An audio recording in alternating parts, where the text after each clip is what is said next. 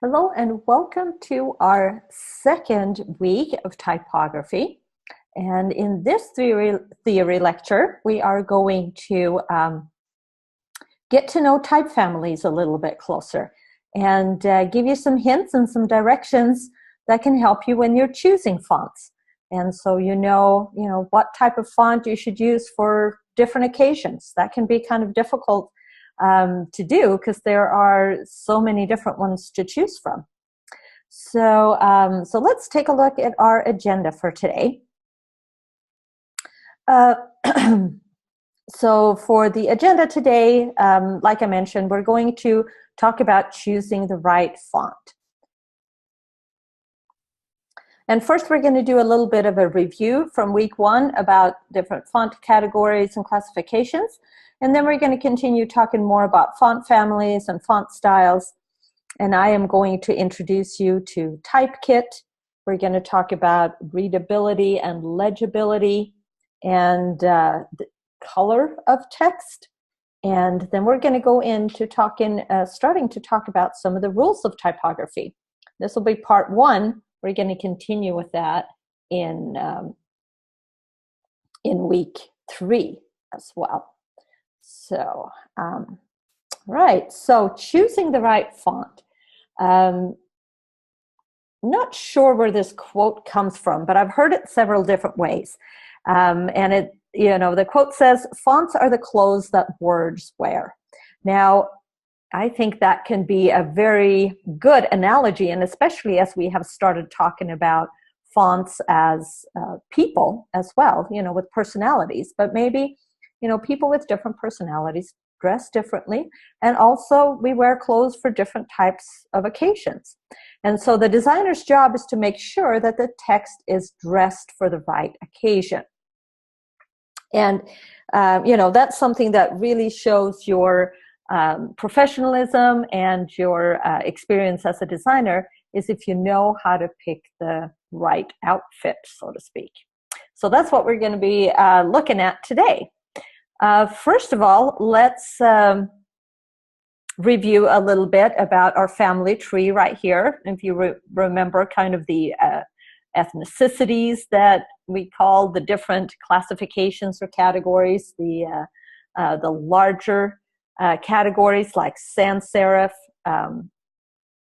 traditional serifs, or slab serifs, or script, for example. And then within all of those forests or categories, we have individual family trees that have a name like Caslon, and within that you have individual family members, right? So just to review that so that we're all kind of starting with the same fresh concepts in mind. Some of the categories or classifications that are common is serif, slab serif, sans serif. There's script, hand, decorative, and then it can go on to be, other categories from there. And within the serif and sans serif categories, we also have other classifications. And these are used more or less, probably more when we talk about real classic fonts, and a little bit harder to maybe pinpoint some of the newer fonts in one of these specific categories. But we have, for example, the old style or humanist serif font. Garamond is an example of that. That's the ones that feel a little bit more calligraphic or a little bit more handwritten, softer. Then we have the transitional serifs, Baskerville as an example, which are becoming a little bit cleaner, a little bit clearer to read. The modern sans serif goes from there with their very dramatic thicks and thins like Bodoni, for example, a little bit harder to read, but has more dramatic look to them. The Egyptian or the slab serif, like Clarendon, for example, has those heavier serifs that just kind of make them more suitable for headlines and things like that, and not so suitable for body copy probably. Then in the sans serif category, we have the humanist sans, which again has more of that handwritten or calligraphic look to it, with where the thickness of the lines vary just a little bit. We have the transitional sans serif fonts, which is Helvetica, again, kind of really clean, very basic, easy to read. And then the geometric sans serif, which has letter forms that are more shaped like different geometric shapes, like Futura, for example. So those are different classifications within the serif and sans serif categories. So type families or fonts, those are the ones that have their own specific family names, right? So for our serif font, we have Baskerville. For Clarendon, for our slab serif here, we can see Clarendon. The Helvetica is our sans serif example. Snell Roundhand is what we used for the script example. Noteworthy we used as our hand example, and Desdemona for our decorative example. So there would be other families, in other categories as we get into looking at that a little bit more.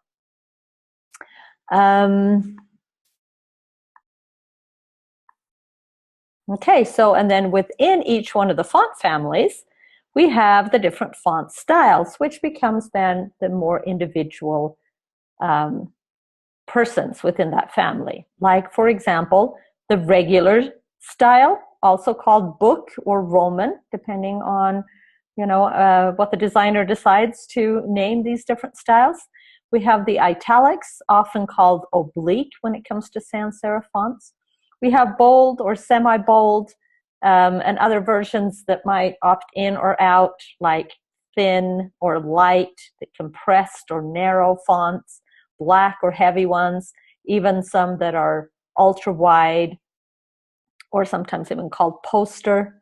And then we have combinations, like, for example, the bold italic or a narrow bold italic. So all of those are different styles of the same font, and it will always have a family name in front of it. So you will call it Helvetica regular, Helvetica italic, Helvetica bold, and it depends on how large your family is, how many of these individuals or family members, so to speak, that the font has. And each one of these font styles take on different individual personalities within that font. So there's some of those main characteristics that each font has that we've talked about last week, but then the different font styles also add certain kind of characteristics to them. For example, a bold font will feel more loud or extravagant or dominant or direct and demanding. A lighter or italic style might look more quiet, sensitive, supportive. It will be a little bit more polite or humble or simple. And kind of the regular style of the font seems just modest and sensible, very easy to cooperate with. It's stable, dependable, flexible, and able to be used in many different ways. So think about those different kind of personality traits that each one of the font style adds to the font personality in the beginning. All right, so with all of these options, how do you know what font to choose?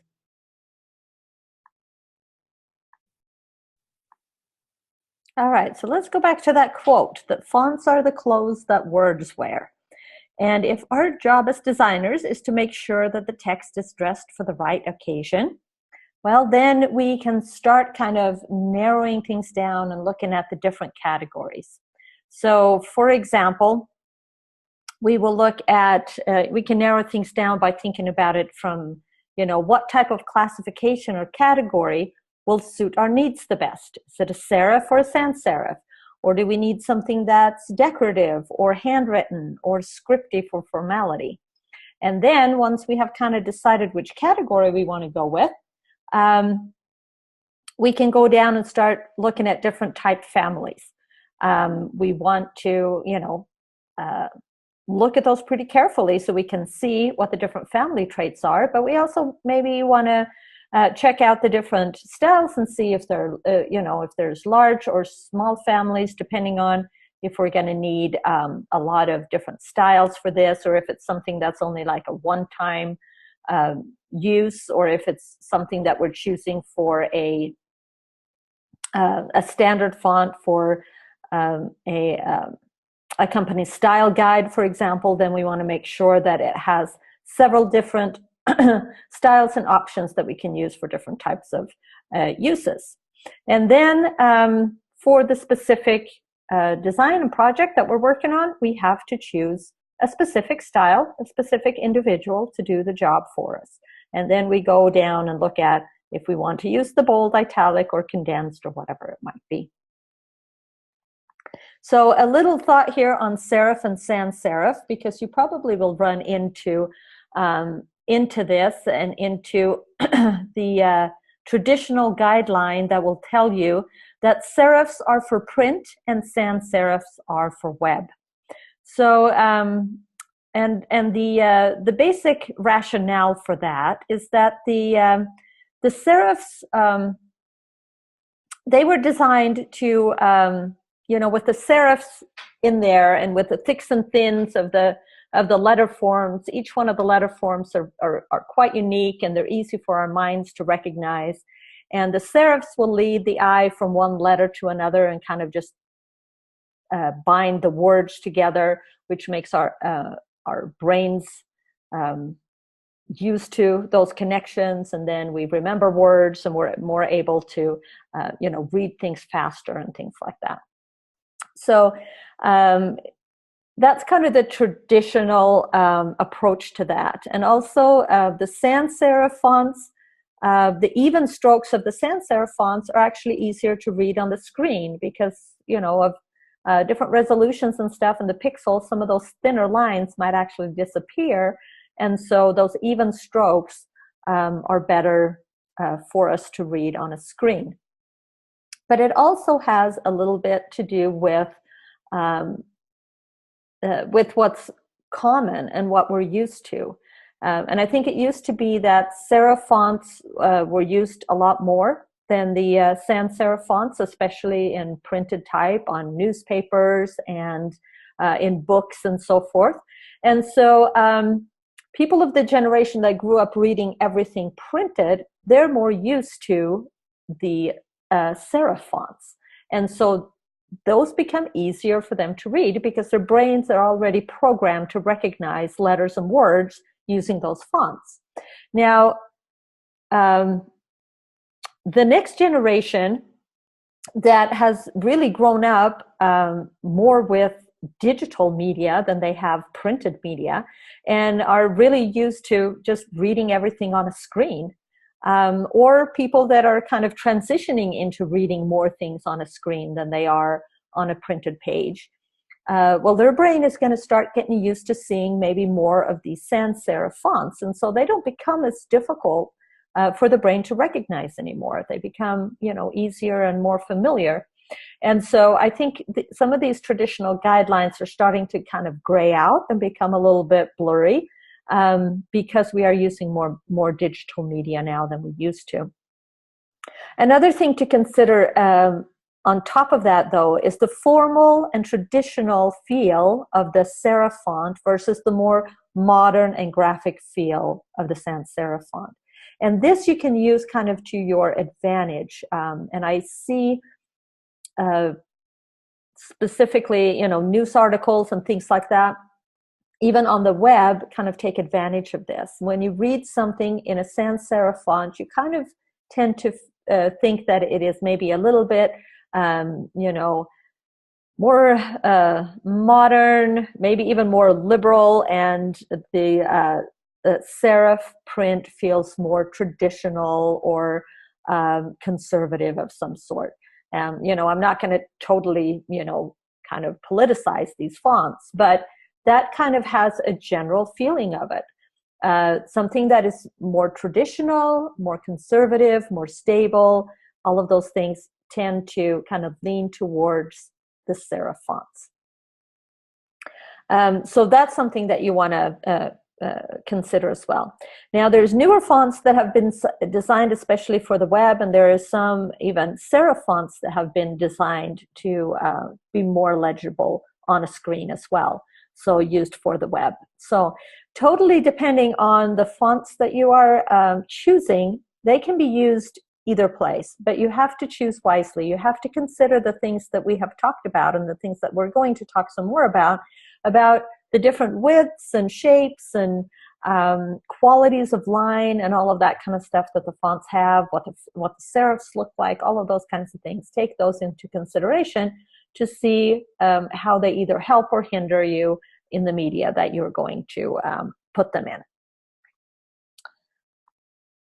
All right, so if we're talking about clothes, you guys have probably, I don't know how many of you have heard of a TV show that's called What Not to Wear.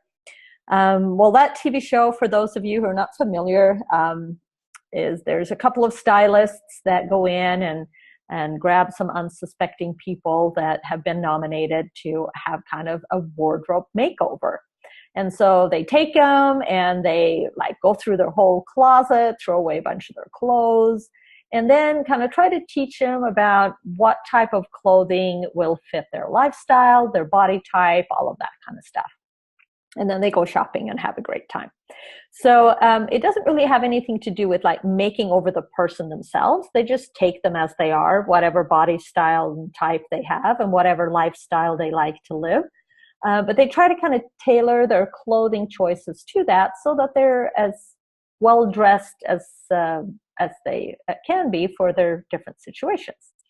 And so if we're looking at clothes then fonts as clothes, are there then some fonts that you should not wear? You know, are there some fonts that are like, don't ever use these fonts? And there's probably some different opinions on that, and you might hear from different instructors or designers or blogs or whatever, don't ever use this font, or this font is banned, or, you know, these fonts are bad. In my personal opinion, there is probably some type of use for every single font out there because it has been designed by someone to use for something, right? But many fonts that are kind of labeled bad fonts or do not use fonts are suffering from a few abuses. They're either being overused, misused, or abused. And so that's why it's very important that you are able to make a good choice when it comes to fonts. Now, you probably have heard of Papyrus. Many people love this font, and many designers hate this font. And I think one of the biggest reasons that it is so detested by the professional design community is because it has been overused. When it came out, it's well designed. It had a very different look from a lot of fonts that were out there. It was kind of classic and a little bit light, but still kind of handwritten, and it had a little bit of texture to it, which was very popular in the popular design style when it came out.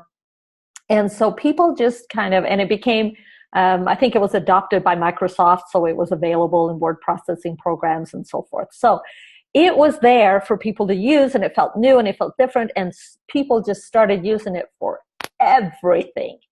So it became a completely overused font. It was used from, on packaging and on signs and on logos and on, clothing. Everywhere you can even think of, people used Papyrus. And it is a very kind of specific font. It has a very specific feel to it. So you can relate it to kind of, a specific piece of clothing, kind of like, well, maybe a Hawaiian shirt or a muumuu or something, right? Kind of a cool piece of clothing to wear and to have, but it has to be in the right circumstance and the right situation. And so many people use Papyrus for things where it does not even belong. Like, I remember seeing it on a plumbing truck. You know, there was a plumber he had his truck and he just had like, 24-hour plumbing or whatever it was called, written in papyrus. And I'm just going like, that does not even relate to plumbing whatsoever. It has kind of an artistic, old, ancient feel to it. I don't even, but apparently somebody loved papyrus and just picked it. So what you like and your personal likes and preferences do not matter, should not influence your font choices. Only the function should be influencing your font choices. And so, so that's the unfortunate fate of papyrus, is that it became overused. And then designers started hating it because it was used so badly and so in such a wrong occasion, like a person was wearing a Hawaiian shirt everywhere they went. And so, so now it really has that bad name. And even though there might be some good options for papyrus still and some very worthy places for it to be used, it kind of has gotten that kiss of death. So if I were you, I'd be careful about using it, and only use it when you find that very excellent place for it. Maybe maybe a tiki bar, right? Okay, so Comic Sans is another one of those fonts that has gotten kind of stamped as a bad font, never used, a failed font, so to speak.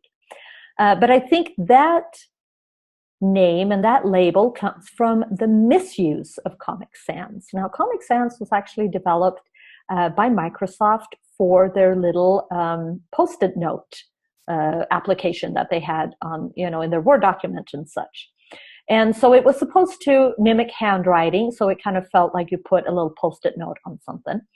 And for that purpose, it's not bad, right? It kind of does look like somebody's handwriting, maybe a little bit of a juvenile handwriting.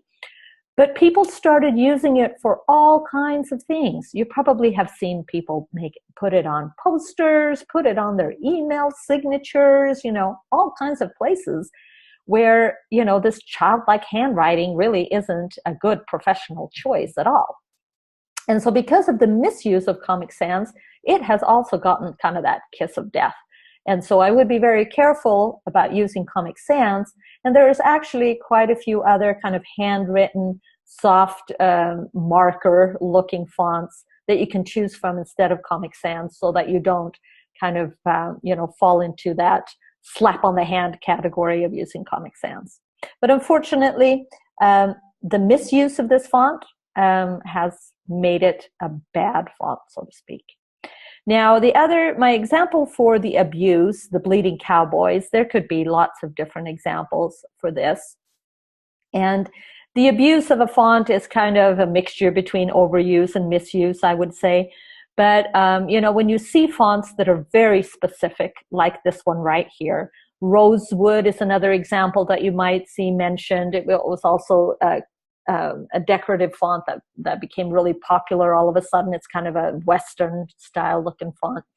But those very specific fonts, you have to be very, very careful where you use them, because if you're not using them in a situation where they will shine and their personality will really, flourish because of the message and, kind of add some type of decorative element to your design, then they're just going to fall flat. They're not easy to read. They're difficult to see in a lot of text. They're difficult to see on top of imagery, all of that kind of stuff. So you have to be super careful when you're using those very decorative fonts.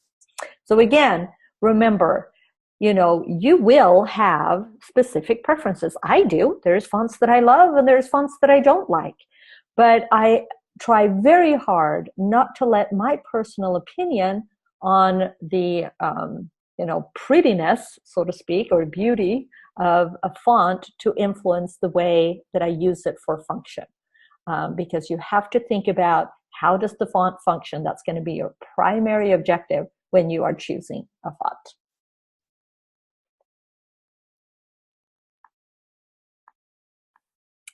Okay, so once you have started looking and finding your font, then it's important, when you are looking through your fonts, I shouldn't say once you have, but when you are looking through the fonts, it's good to be very careful to look at the different letters in that font and test several options.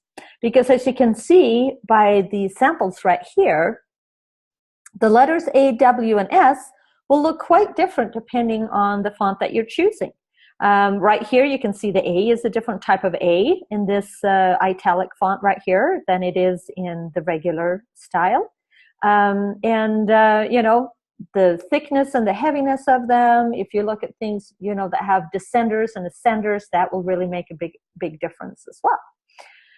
A good example of this is this bag right here. You can see this fashion bag, and here you can see an example of a font being used as you know, as a fashion accessory or in fashion, where it says, yeah, my favorite color is what?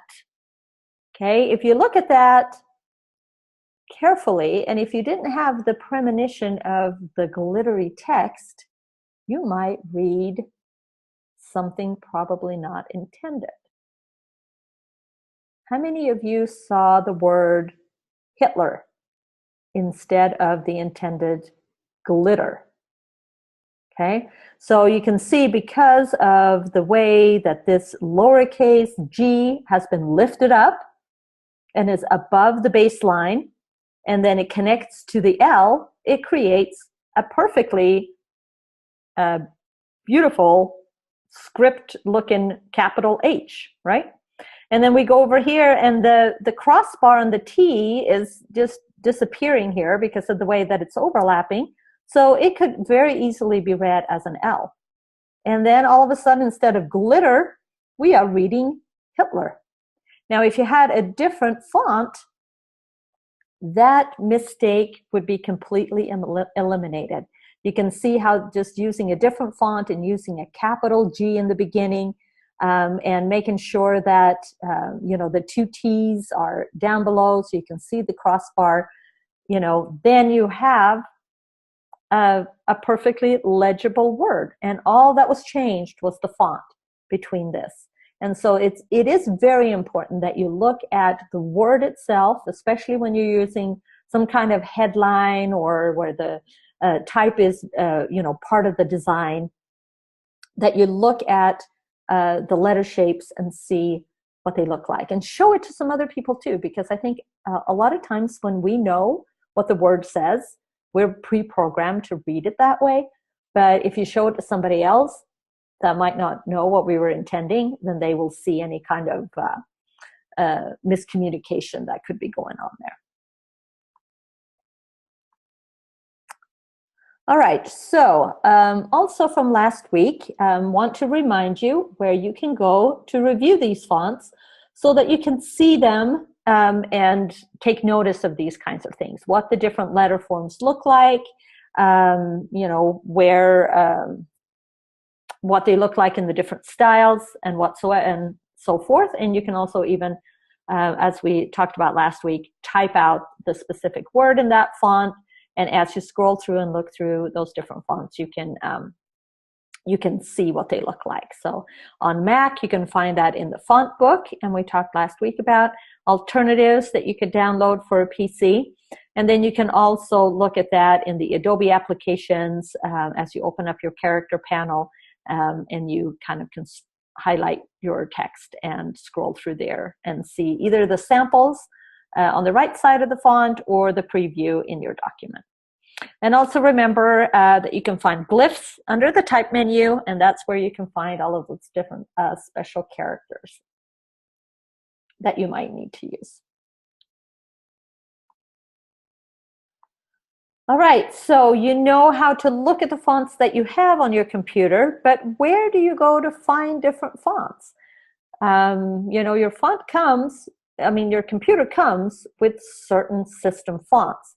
They are the ones that are already installed on your computer when you get it. Sometimes when you download and install different types of software, they will also include some fonts that come with that, so they will be automatically installed on your computer. You know, there's a pretty good variety, But the problem with a lot of these fonts is that everybody that has a computer or that software program like Word, you know, how many people own Word, right?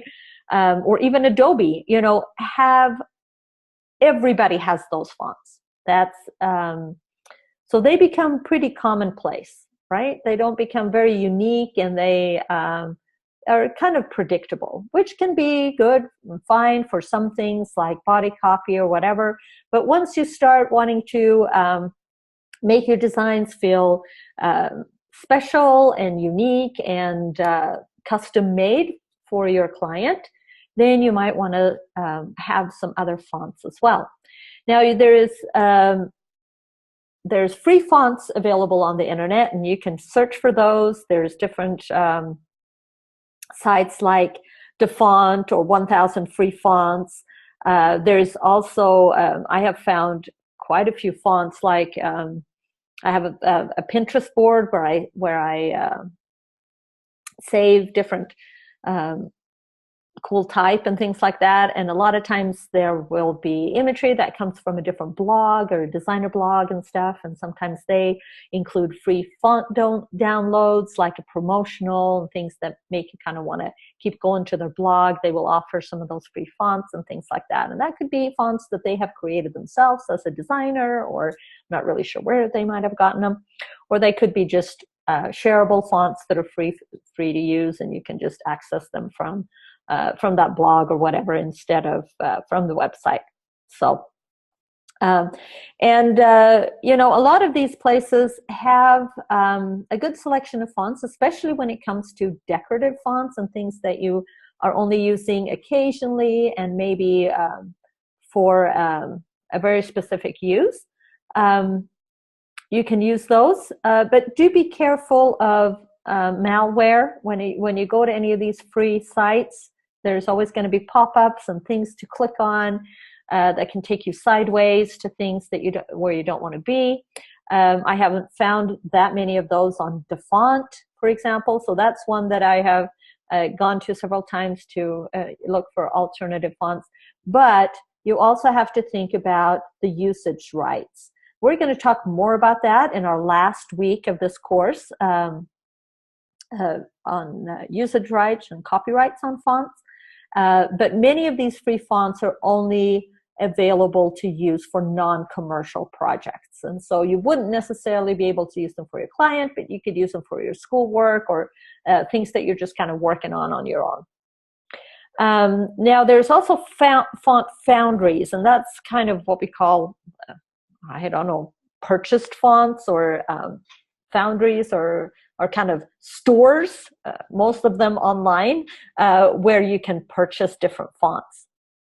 And purchasing fonts, you can, of course, get cheaper ones or more expensive ones, bigger ones, smaller ones, all of that kind of stuff. So they range from some that are like under $20 to other ones that are over $200 or $300. So there's a pretty big range in there. And so it all kind of depends on your project if you feel like it's worth it to purchase a specific font or not, if your client's willing to pay for it, all of those kinds of things. And when it comes to the purchased fonts or the free fonts, choosing between those, the saying, you get what you pay for, is kind of true. Many times for the free fonts that you install, they won't have a lot of different styles available. They might not be as well designed, so the kerning and the tracking that comes with that font doesn't work really well. You know, you'll see, especially in scripted fonts, that the letters don't connect that great, things like that. But the fonts, the really high quality fonts that you can purchase that are worth more, usually have a big selection of styles that come along with it, pretty broad usage rights, so you have a lot of rights to them, and you know, things like that. So some designers find that there's specific fonts that they really like and want to be able to use on a reoccurring basis for all kinds of clients and all kinds of projects, and they find it worthwhile to purchase some of these bigger font packages. And other times, depending on the situation, you might feel like it's worth it to buy something for $20 or $30 because you think you'll be using it again.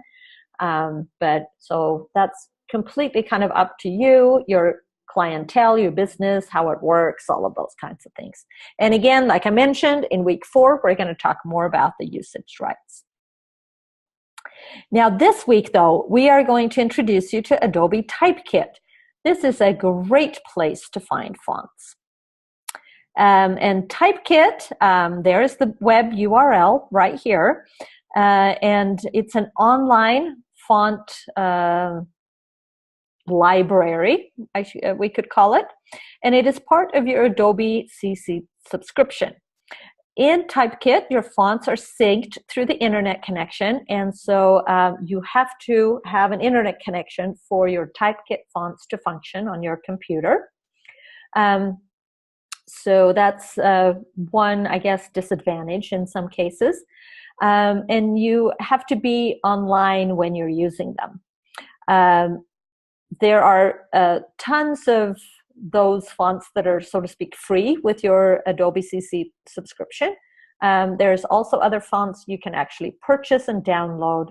And I believe then once you have purchased and download them, they are on your computer without needing that web connection to use them. But they can be accessed also through Illustrator, InDesign, and even Photoshop. We're just talking about Illustrator and InDesign in this class. And it's a great way to look through and choose and test different fonts. So you can look at the different differences of the different fonts and styles in there.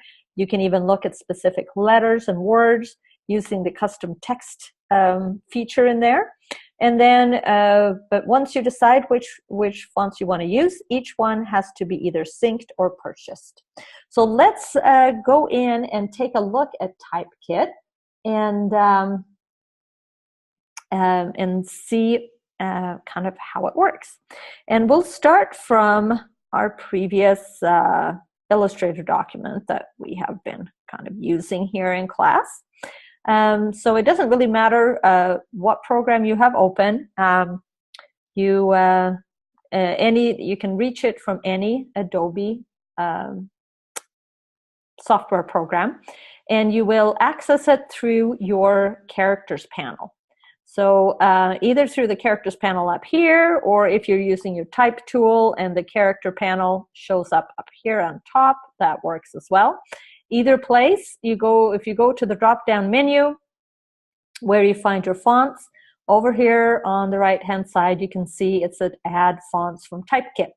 So it does it over here too. If I go down here, Add Fonts from Typekit. Okay, so I'm going to click on that. And what happens is that Typekit opens up in your browser. I'm going to have to open up on a different screen for me here.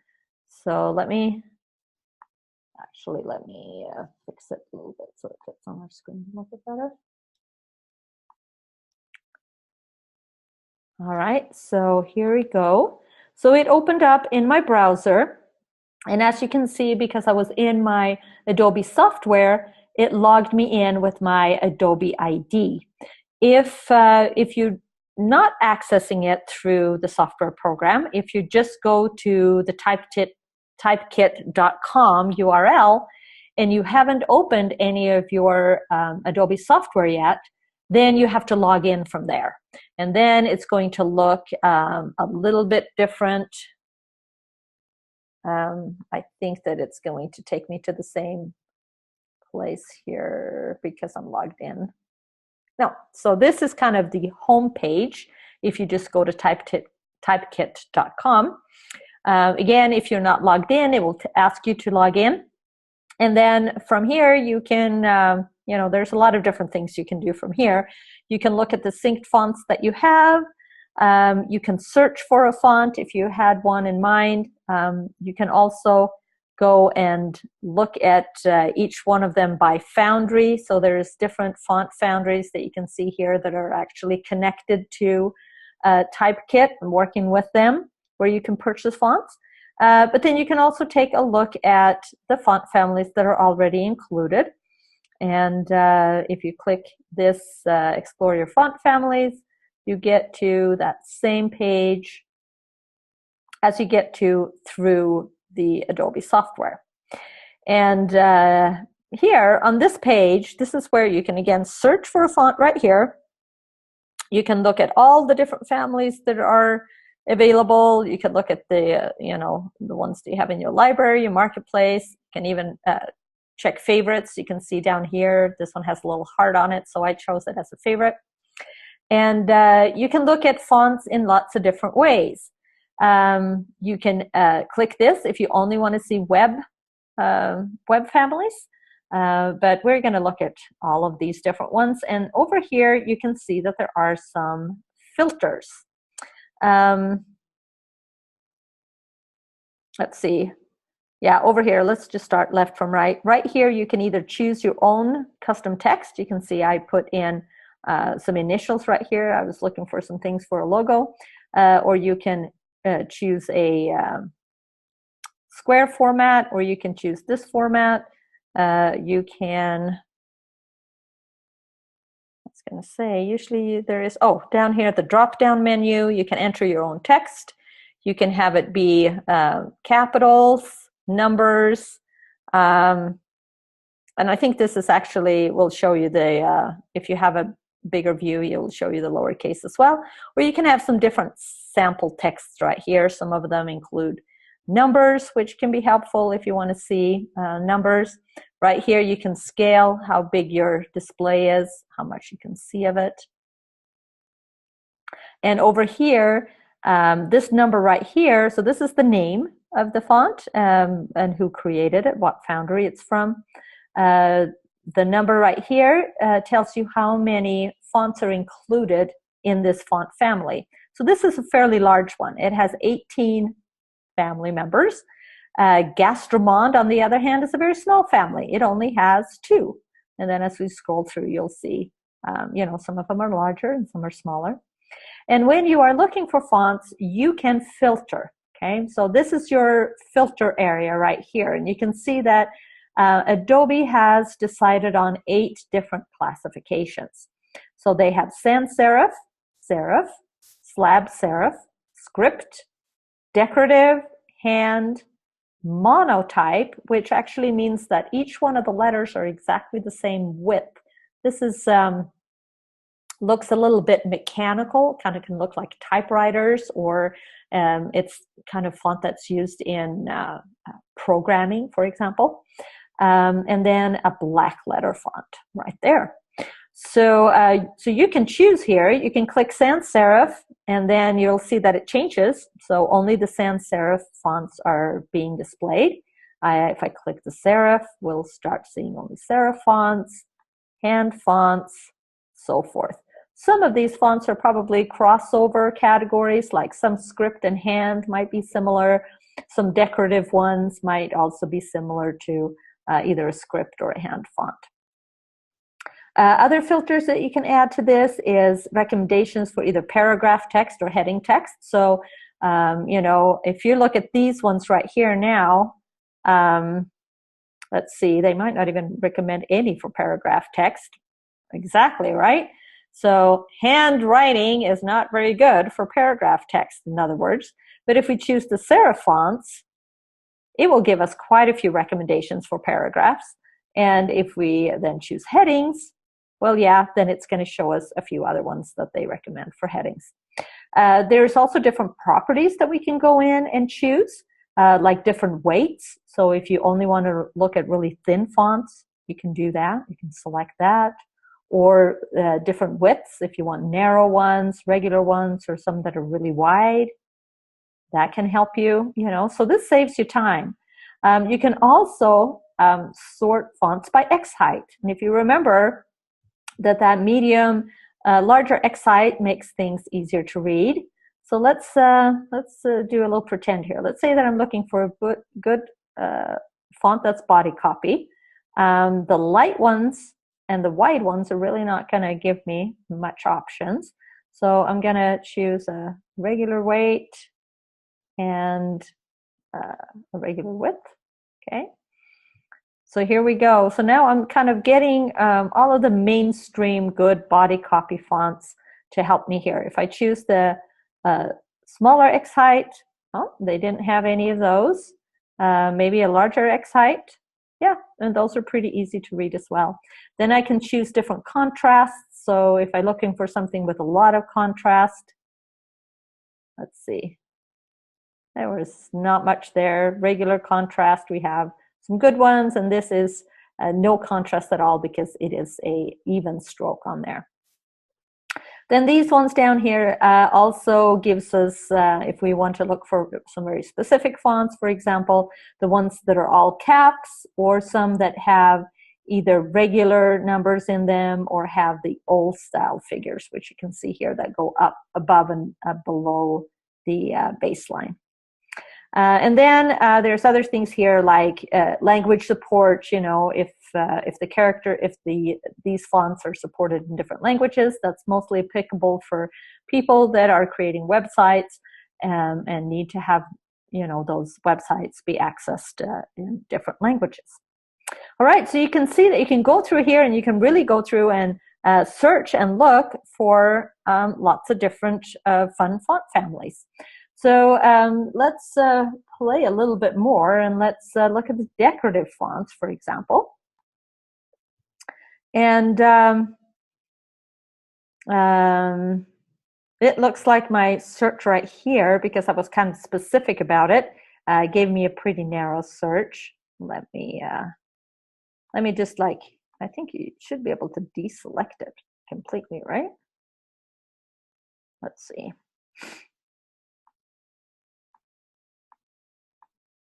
Wouldn't you think?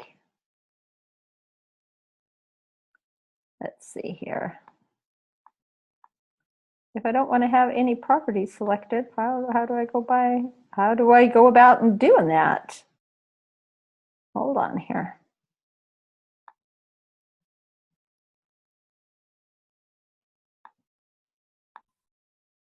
There we go. I think I just click on them again and it will actually deselect it. So, all right, so here we go. Now I have some more options once I click just decorative fonts. This gives me a lot of different options right here. And as you can see, they look quite different and they would have lots of different uses. Many of the decorative fonts are not that large of font families, but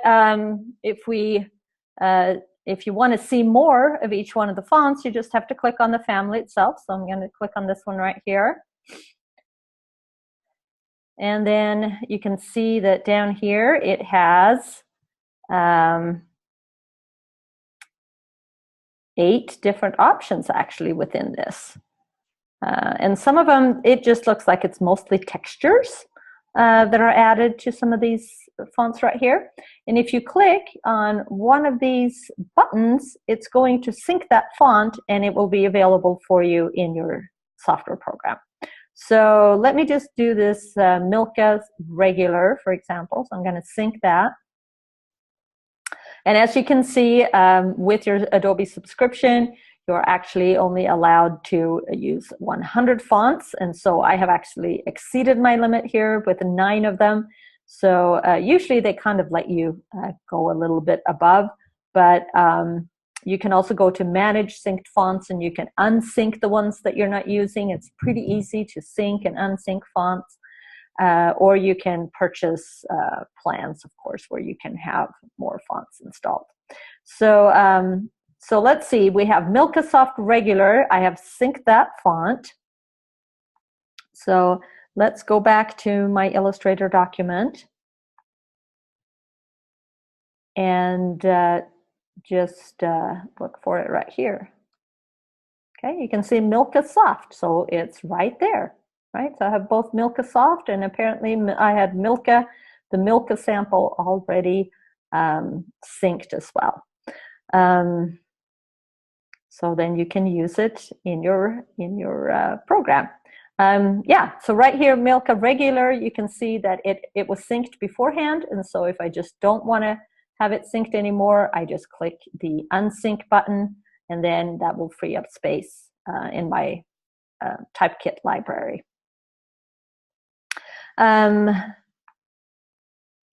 So these are ways that you can look for different fonts and find a lot of fonts and make them function and work with your software program. Now, if you have a document where you have used one of these Typekit fonts that you sync to your computer, and you're sending that native document to someone else, or even like to your instructor, for example, and they don't have that font, well, it shows up just like it would in InDesign or any other document, like highlighted in pink and with a default font instead. But what pops up is a little notification that shows that the fonts need to be synced. And so if you just go in and you click sync the fonts that are included with that document, they will automatically sync to your computer as long as you have space. And then when you open the document, it will look exactly like the designer planned it to be. So that's where it becomes really quick and easy, rather than having to include fonts in a folder and download them and install them for them to show up on your computer. You can just do this really quick syncing via the internet. So that's one of the really great things about Typekit. For example, if you look here under depth year, you can see this one has quite a few more options. You can see the different, how different it looks when it's italicized, and even the semi-bold italic this one has. This one has a bold italic and a black, which is even heavier than the bold. And then it has a few stenciled options as well that you can see over here. So, so that's a fun way to, fun and easy way to add more fonts to your library, to have more fonts that you can explore as a designer. And there's also some that you can purchase from here if you want to, and if you think that that's something that you want to invest in. Okay, so that is Typekit, accessible either through your Adobe software or just straight online, as long as you are logged into your Adobe account.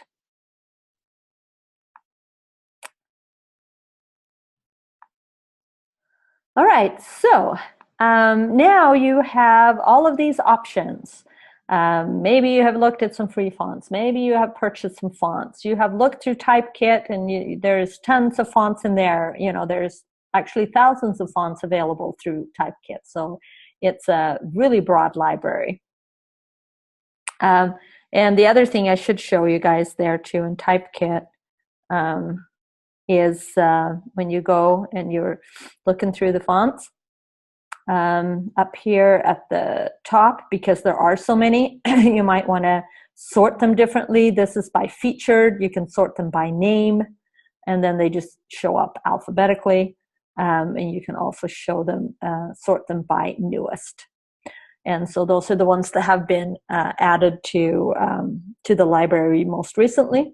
If you sort by featured, then you know that you have a little bit of an opinion-based filter going on there, because it probably are some that, foundries are making deals with Adobe or whatever to have their fonts be featured. So so keep that in mind. If you don't want to, look at the fonts that most people look at, it defaults to featured. So you might want to go in and, kind of just go through them alphabetically if you want to stay away from some of the fonts that more people might be using at the time. Or if you're on here a lot, you might want to filter to newest once in a while so that you can see what they've been adding lately. All right, so that was it for there. Let's go back to our PowerPoint and talk about what are the type of things that you should consider when you are choosing a font. Some of the things we talked about already. We mentioned, you need to know if you're going to be using it on the web or on a printed page. So that might steer you towards serif or sans serif fonts, or some that are specifically used for the web, things like that. And that you can also go in and filter in Typekit, right? But if you just do include web-only families right there. So that will help you that way.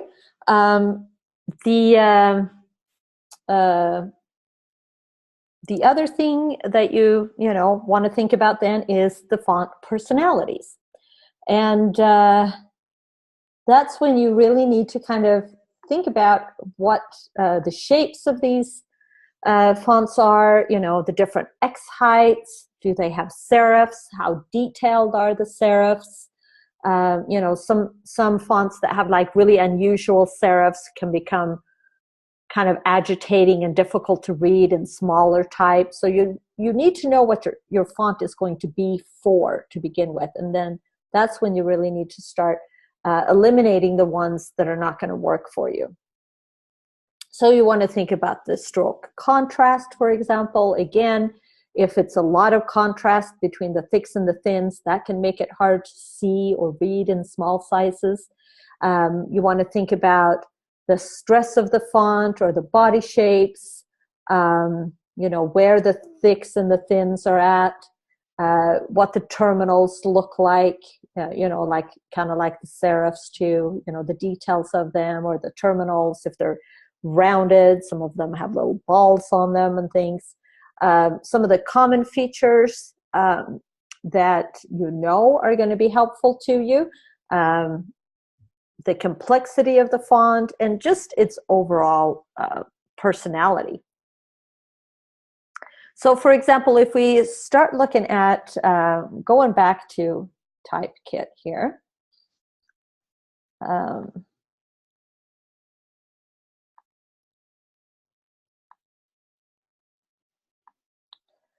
as we are going through, let's just look at some serif fonts.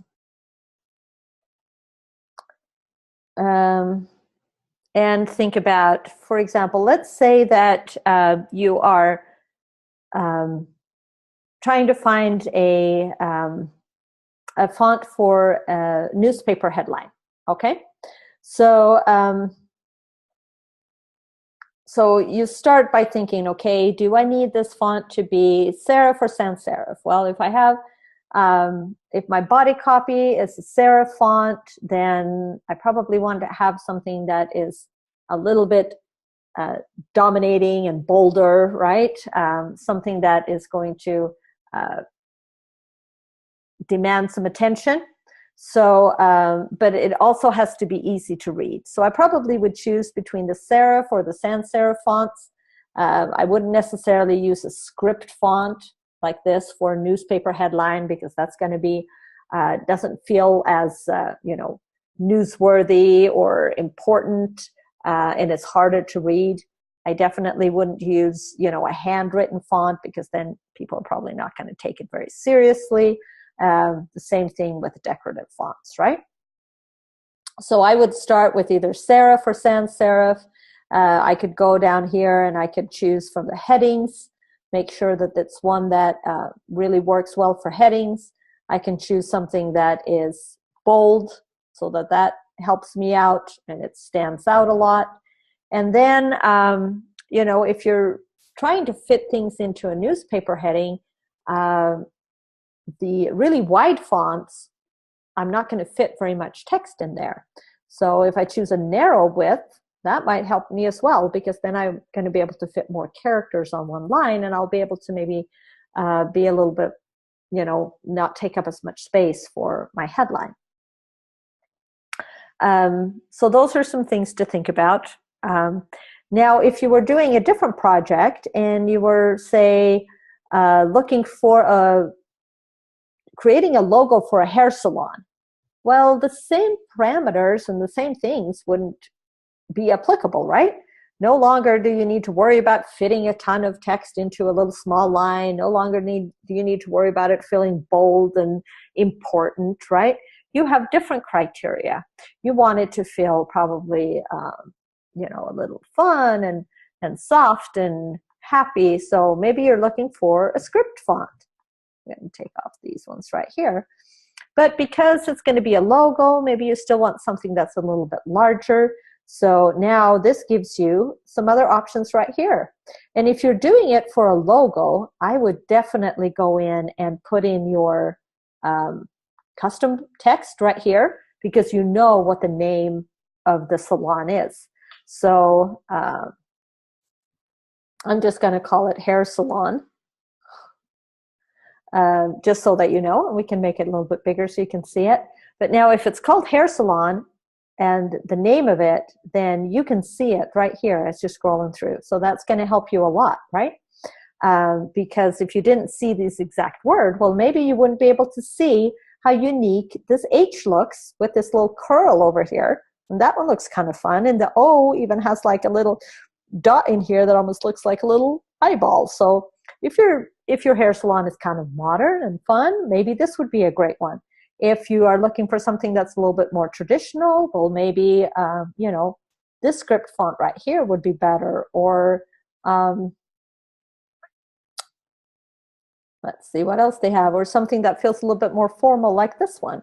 But then there's also some that are, you know, this one looks kind of fun and modern. But you can, as you scroll through all of these, you will see that they all have very different personalities. You know, like this one right here is kind of an old inky type, has very different personality from this one, for example, this one, or some that we saw on the other page. Some of the things you want to, you know, think about as well is, you know, some of these really thin lines. This one here looks pretty cool, but if you're going to use it for a logo, some of these really thin lines might be a problem. And as you can see, most of these script fonts only have one style within the font family, which is probably all you need for a logo, but you know, that could be good to kind of acknowledge and know as well. All right, so let's say you have a different project. Let's pretend we have a different project to look for, search for a font for, and that project is just some nondescript text. You're designing a package and you need to put the ingredients of the product on that package. Well, now we're having to look for totally different search criteria again, right? The newspaper headline stuff is not going to work. These things that we're looking for a hair salon is definitely not going to work. You're not going to be able to read it in the small text, and it's going to be, you know, really difficult. So, so maybe here you are looking for another sans serif font or a serif font, either way. But remember that it has to be kind of small, and it's going to be text, and it probably will include some numbers, maybe. So let's do this for our sample text, and let's make it down and look at it really small so that it's easier for us to see what it's going to look like when it is small on the package. And then we probably want to, you know, filter it to the paragraph recommendations. And if you want to put other properties in here, you can. But now you have some more options in here to look for. And you might just want to pick something that's very standard and easy to read, not difficult to read when it's small text, and those kinds of things, right? So the Typekit search functions and filter functions are really helpful when it comes to looking for different fonts. And you have to really dissect your purpose and think about what the font is going to be used for to kind of narrow down these different family traits and attributes that you want your font to have. And depending on the project, now once you have chosen a font, you might also be able to go down and look at different font styles within that font. And these are the very individual members. Now, when you are in a document and you're in InDesign or Illustrator, and you choose a font, you have to choose what the style is going to be. It might be, you know, set as default as the bold, but if it's not, I mean, regular, I guess it should probably be right here. But it might not be. So you want to be sure that you're always choosing the specific style of the font that's going to work best for your project. And as you're considering those, let's see if some things that you can think about. So the font styles, they have those overall similarities of the font family, but they have some more specific uses. And these uses are intentional, and usually the font itself is designed to fit these specific uses, especially the regular, or sometimes called book or Roman version of the font. That's the style that's designed for readability and paragraph text. So that's the style that you always want to choose when you are putting body copy in. There is often an italic or oblique version of the font, and that font is created to be there for emphasis, maybe to use for quotes or disclaimers. It has a quieter, gentler feel, but it can also add action and movement. So if you're using it for a headline or a logo or something, and you want something that kind of has a forward feeling look to it, or some dynamics to it, then the italic version of the font might add that to it as well. Then of course we have the bold, the black, the heavy ones that are used for emphasis, that are louder and stronger. They're also really great to use for logos, headlines, identities, those kinds of things, because they have that stability. And then of course there's all of the combinations that we started talking about before. So like bold italic, or light italic, or even some, if you have a condensed version, you might have like a triple combo, so that it's bold, condensed, italic. And so that adds other parts of emphasis to your text, and you need to think about if that's needed or not, because it does, create all of those differences within your text. All right, so here are some other font styles that you might run into, like a condensed version, which is taller and tighter. The uses for that is being space-saving, elegant, but it's a bit harder to read because the characters are narrower and they tend to get closer together. And then again, there's the subversions of those, like bold or italic, condensed. The light and the thin versions of the fonts are usually more elegant. And because they are so light, you want to be careful as well that it shows up either on a screen or on a printed page.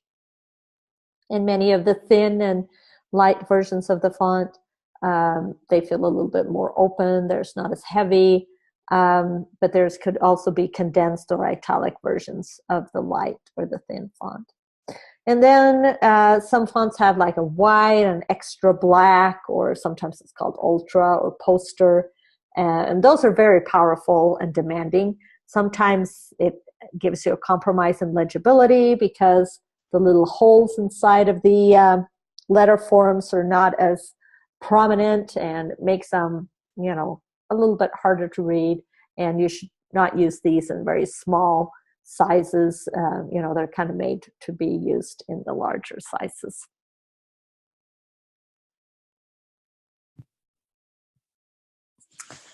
So the different fonts and the way that they look and the styles that you choose really affects the legibility and the readability of the text.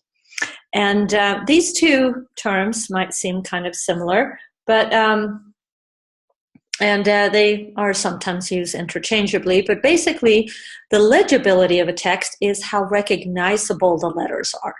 And that will depend on the font itself, how it's designed, the weight and the style of font that you're using. For example, the bold ones are a little bit harder to identify the letter forms in.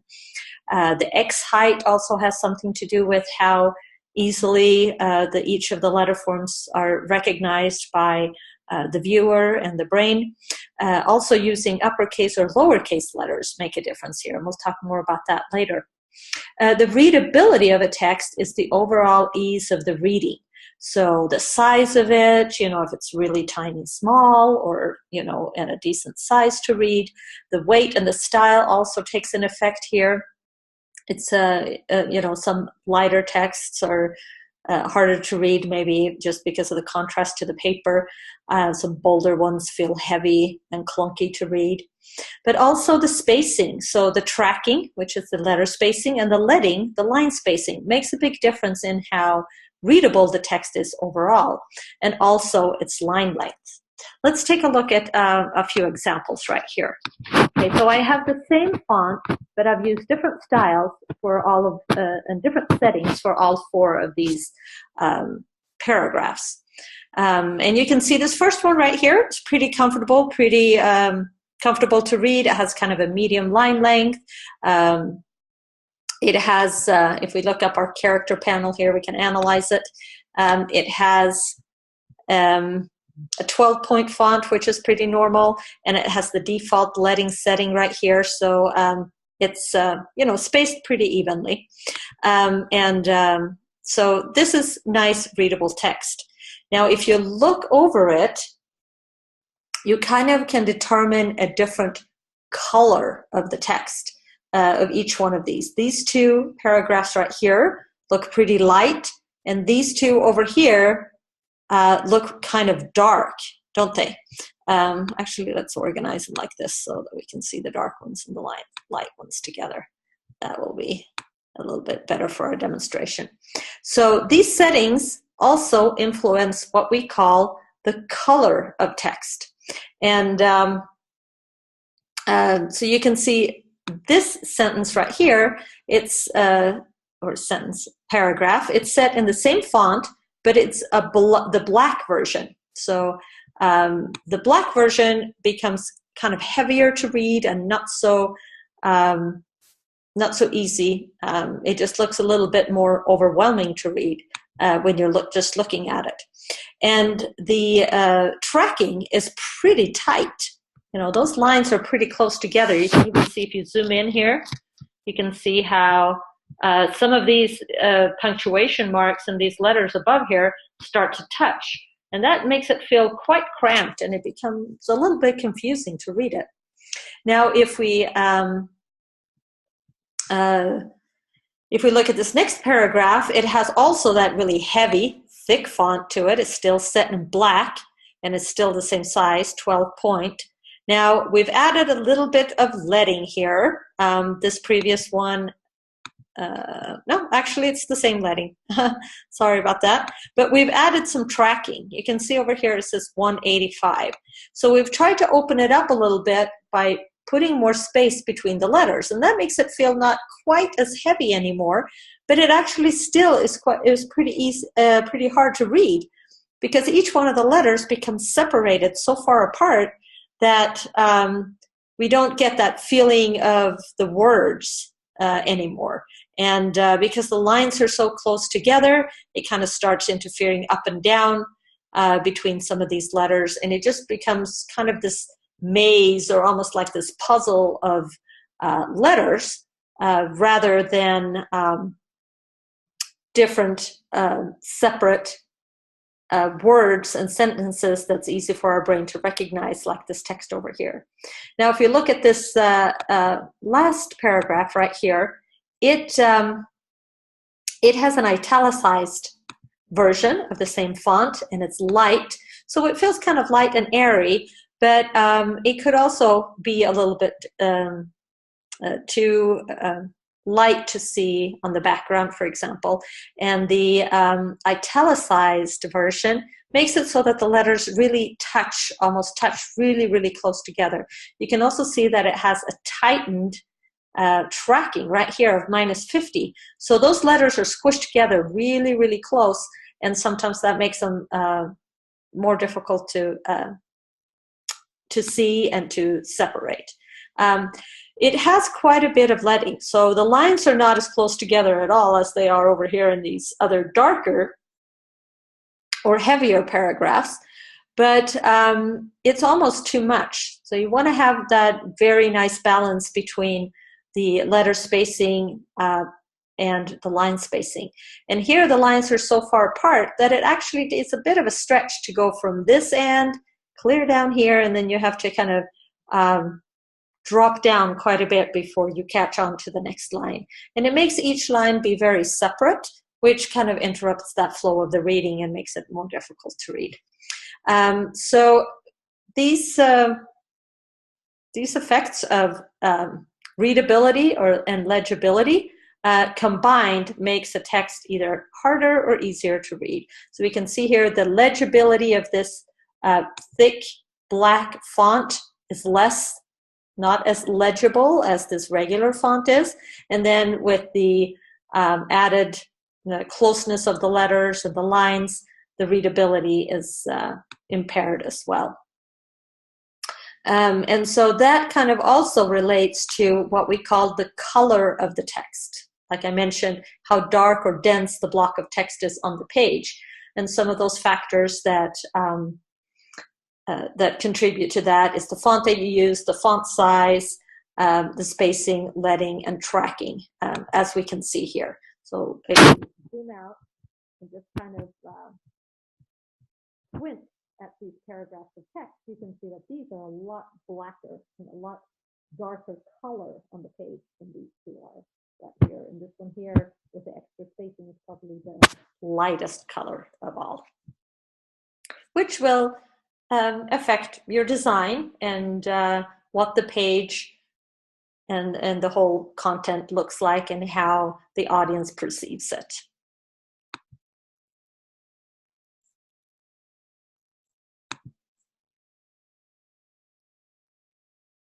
All right, so lots of different things to think about, lots of different decisions to make when you are choosing a font. So how do you feel about that? Do you feel confused yet? Is this something that is, start making your head start to spin and you wonder what you should do and how in the world are you going to be able to make all of these decisions and make sure that your text is looking good? Well, that's why you're here in school. So there is some help and direction to be had. And in this course, we are going to talk about the 19 rules of typography. Now, there is many other rules that you might come across in different books or on blogs and news articles, things like that that talk about type. They might cover some of these rules in different forms, or they might add other rules, or have some more simplified list of the rules. But we're going to work with these 19 rules of typography because they're pretty standard and pretty well accepted, I would say. One of the reasons why it's good to have rules, you might think that it limits your creativity somewhat, but actually it really helps you, like I just mentioned, it helps you narrow down your decisions and your choices. And one of the things you always have to think about, just like I mentioned before, is the purpose of the text. So if you want to make sure that your text is communicating clearly or meeting the goal of the design, sometimes as a designer, you need to be shown and led before you can make some of these decisions on your own. Because, and especially because there is so much to choose from out there, you can easily become overwhelmed or caught up in your own likes or dislikes, like I talked about before, instead of thinking about the function of your project. So, like I said, there's many different lists, and even within these 19 rules of type that we're going to talk about here in class, there are some that apply to specific purposes and some that, you can ignore in certain circumstances and things like that.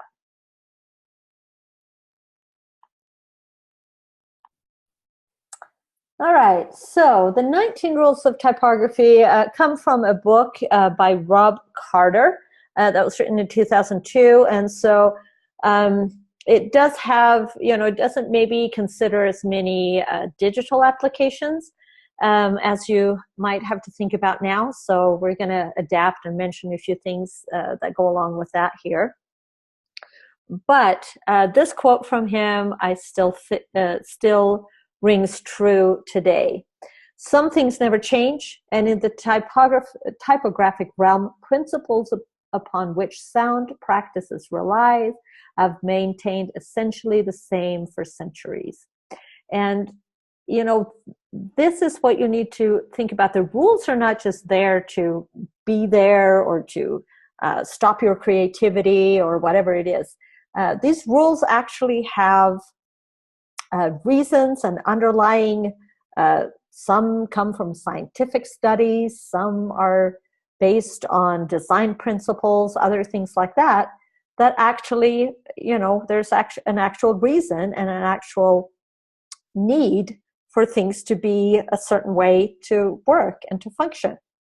And so it's important that you understand these rules. And once you understand the rules and why they're there and why you're directed to choose a certain thing or do a certain thing with type, when you understand why, then when you find occasion where that reasoning does not apply, then you know that you can break the rules.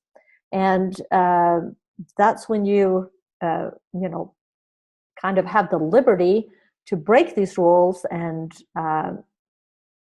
because you need to ultimately think of the function of your text over the rule, and the function of the text has a reason. And so when you understand the reason behind the rules, then you also understand the times where you can break these rules and do other things. So that's when you can go into more unconventional terrain, or you can make the judgment whether that rule applies to your function of the text or not. All right, so we're going to go through the first 4 rules of type here today, and then we're going to continue with the rest of them next week. All right, so rule number 1, for optimum legibility, choose classical time-tested typefaces.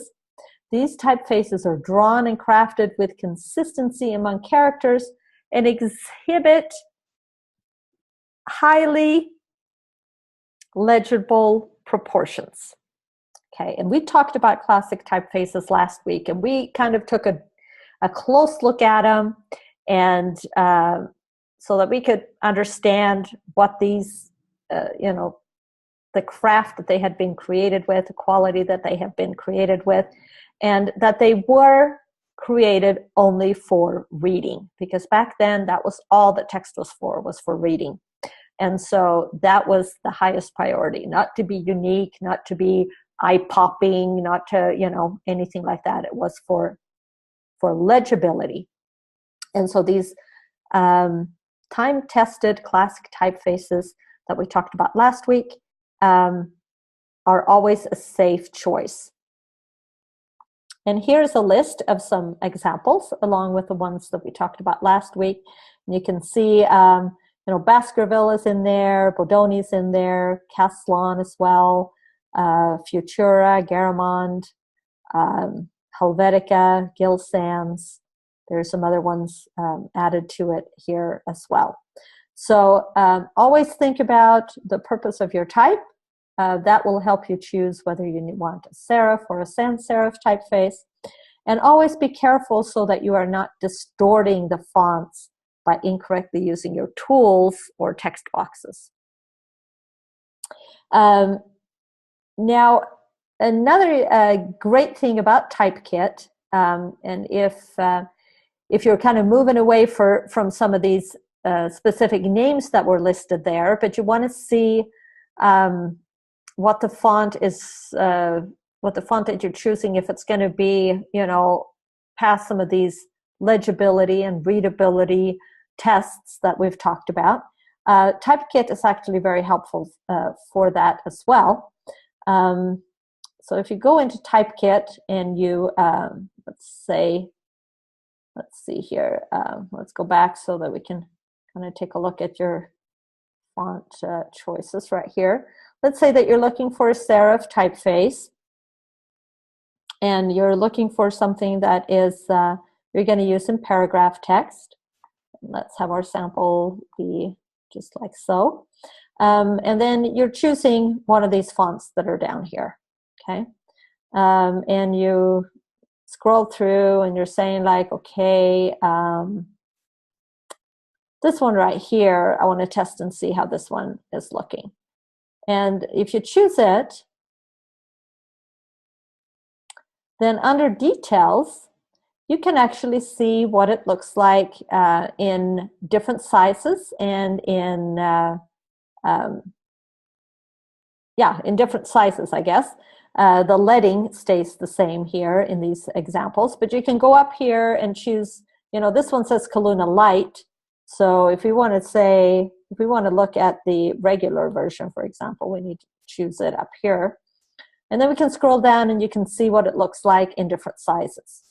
Okay, so here we have it in 11 point or 12 point, and that kind of helps you before you even choose to sync this font to see if it's going to work for your project, depending on the size of text that you would imagine that you'd be using. And then you can go back up here and you can take a look at it, semi-bold, for example. And now you can see also here again how the color of the text changes when we have the bolded type, and that it becomes a little bit harder and takes more effort for us to read. Same thing if you go in and you take a look at the italic text, for example. When you look at it over here, it kind of looks nice and everything, but it does, try to read that, but even if you squint your eyes a little bit, and you can kind of see that it takes a little bit more effort to read it. It feels more like it's a quote from a person or something like that, and you actually don't kind of take in the information in the same way from italicized text as you do from regular text. So that really does influence a person's opinion about the things that they're reading, which is interesting. All right, so that's another feature that I forgot to show you in Typekit that's in there, and that's under details of each font. All right, so there's also a tab here called availability, and it talks about different licensing details and such. It will tell you, if it's part of the free plan, and all those other things. And actually over here in details, there's some other cool things that you can see. It talks about, let's see, it shows you where it's, the support of it, what kind of language support you have. It has the text sample. It even shows it in grayscale and how it works on a darker background and in different grayscales. And then you can see it right here in different CSS font size. And then down at the bottom, you will have the information about the foundry and whoever designed it. So this one here says, talks about the designer. I started working in 1994. And, his most famous font is Museo font family. And for the way that he markets his fonts. So, and then you can go to the website where this designer works and link from there. So there's lots of other interesting information about the Typekit fonts in the details tab and the availability tab. So that's good to know. All right, so let's continue here with our type rules. So after that first rule, I'm going to jump to rule 17, and especially as we're talking about, the effort of font design and, the copyrights and the designer and all of that kind of stuff.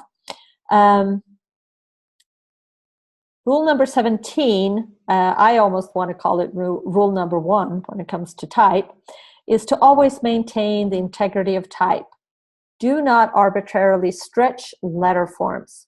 Well-designed typefaces exhibit visual qualities that make them readable and are on purpose, I may add, because maybe it's not only for readability when you look at decorative fonts and so forth, but they are designed with certain proportions on purpose.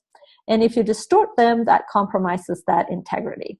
And you are actually distorting and messing with somebody's piece of art. So distorting type, it's right up there on the big no-nos and bad things for a designer to do, right along with distorting an image. For example, if you stretch or squish an image, you never want to do that. You can especially tell if there's a person in there, it gets all squished or stretched out. And the same thing with type. It's something that makes any professional designer shudder, and it is the kiss of death to your portfolio if you have any type of font or images that are not proportionately sized, that are distorted, either squished or stretched out. So it's a bad thing. Never ever do it. Okay, so next rule is to avoid typefaces that are too, combining typefaces, I should say, that are too similar in appearance. Oh, I think we skipped a rule. Let's go back. We're only on rule number 2. There we go. All right, so looking at rule number 2, it says, be mindful not to use too many different typefaces at any one time. The main reason for using more than one typeface is to create emphasis or to separate one part of the text from another. When too many different typefaces are used, the reader is unable to determine what is and what is not important. And so that's something, it kind of goes along with the next rule that we're going to jump into about combining typefaces and creating hierarchy that way. But what this is talking about is also different styles of fonts. So, for example, if you're using the regular version in your body copy, and then you start using, you take part of that text and you put it in italics, and you take part of that text and you put it in bold.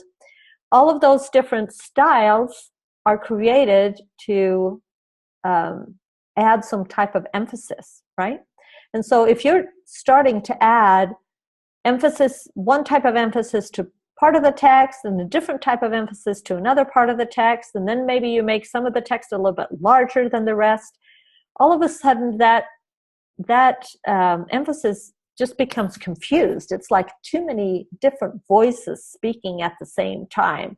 And part of the text is saying like, hey, look at me. And the other part of the text is saying like, no, look at me, with a really bold voice. And something else is larger, so it's yelling, screaming louder, look at me and read me. And that becomes really confusing for the reader. So you want to stay as consistent as possible, especially with body copy. And then if there is other text that doesn't really pertain to the main part of your body copy, then you can use these different type styles to actually make sure to differentiate text from the body copy. So that way you're using it correctly. Like, for example, if you have subheaders, and you make those a little bit larger and a little bit bolder, well, then they're separated from the text, so it makes it easy for the reader to understand that those subheadings are separate.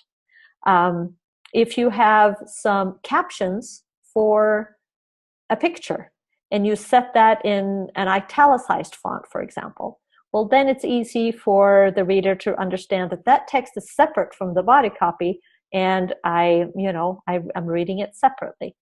If you have some type of pull quotes and things like that, we're going to talk more about those next week, and you set those in a different style and size of font, then it's clear to the viewer that that text is separate.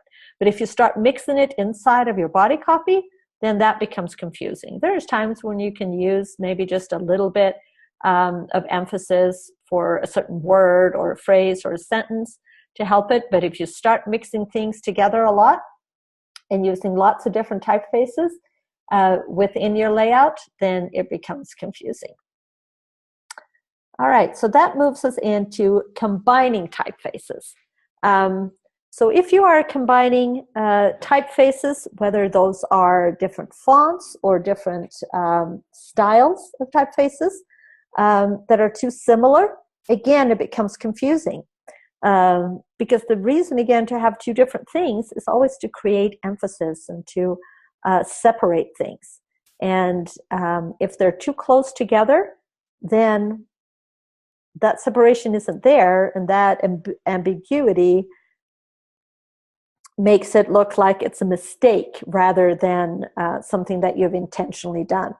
We're going to practice this more next week and talk about it more next week. But here's a few examples that I'm going to show you now. So when you are combining fonts, again, it's important that you have contrast in both style, weight, and personality. And so, for example, the text that you see right here comes from a wedding announcement, and it has combined an all-caps font with a very loose and scripty font.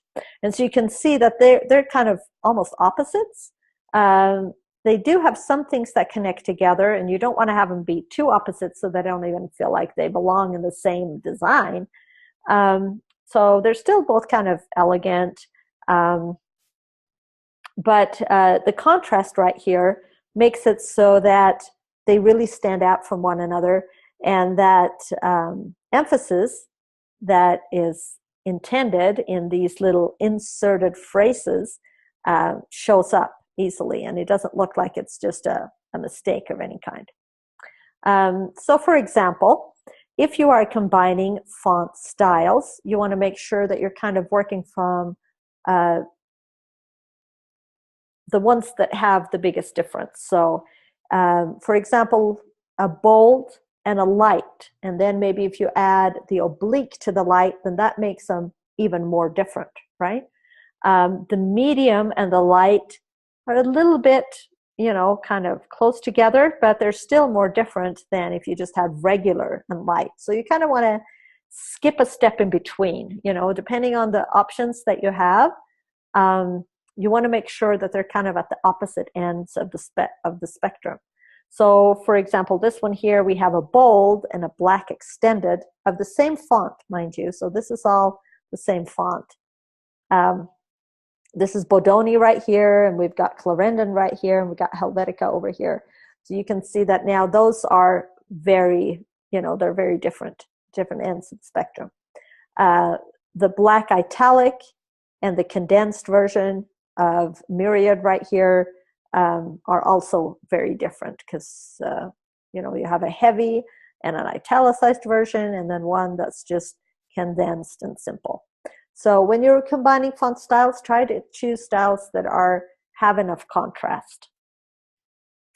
If you're combining different font families, then you need to make sure that one takes the lead over the other. And that's kind of like when fonts are acting in a play or on a stage.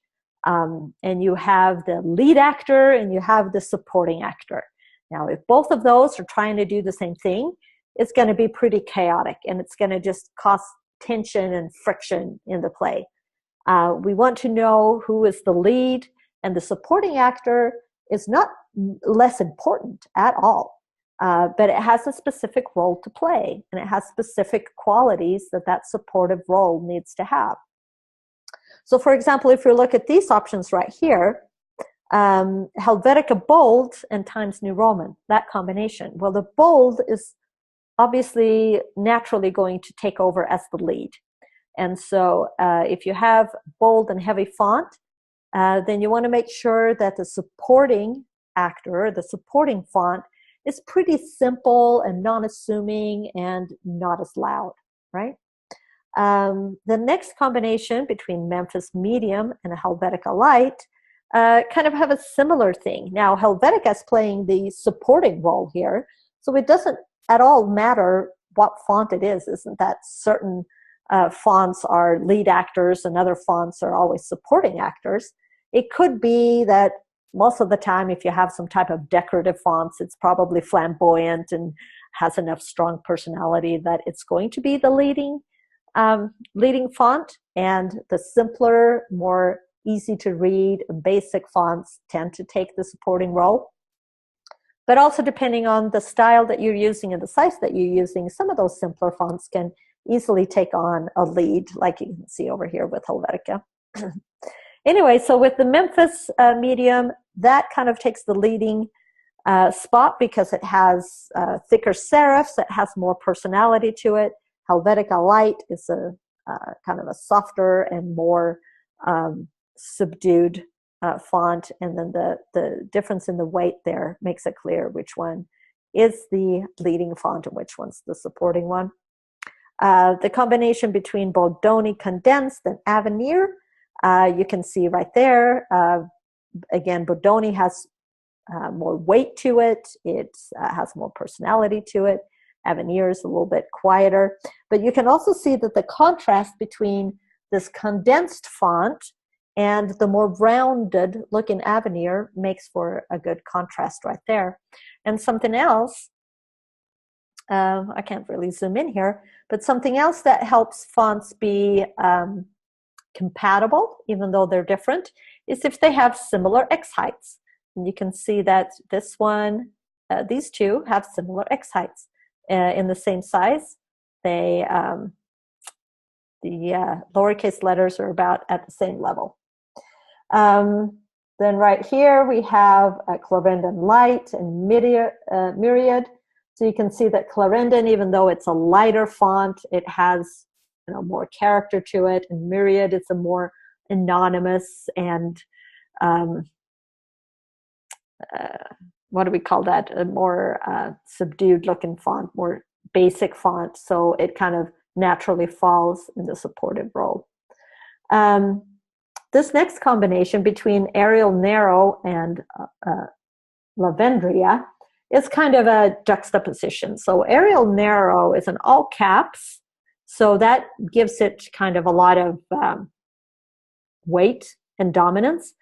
But the script font is so decorative that it really, people will notice it more.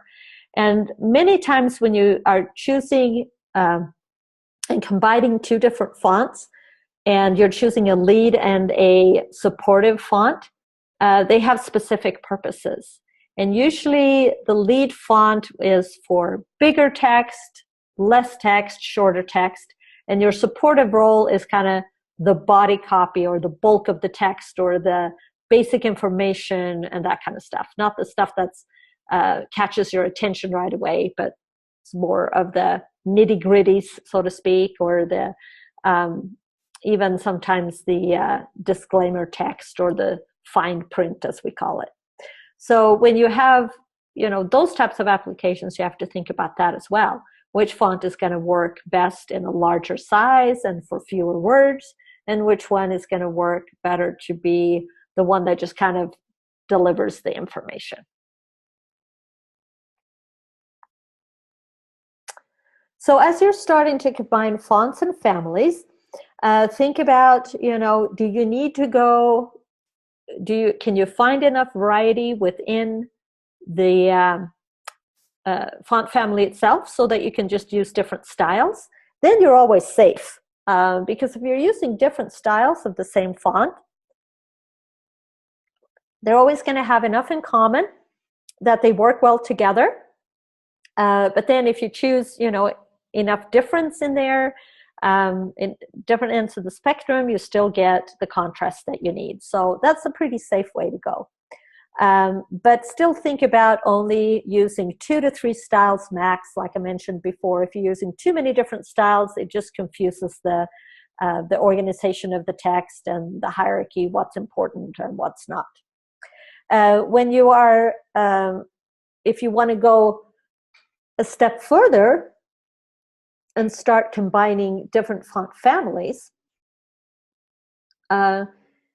then you're into a little bit more shaky territory, so to speak. There's a lot more judgment calls that you have to make, like you could kind of see in our examples. So then I would suggest that you start with one serif and one sans serif font. If you look at some of these examples, that's exactly what's what's happened right here. A sans serif and a serif and a sans serif, a serif and a sans serif, a serif and a sans serif, and these ones, well, I guess this is the sans serif and this one is kind of serif, serify, right? Hand scripted, have the thicks and the thins and stuff. Because if you do that, then you kind of have those built-in contrasts already there.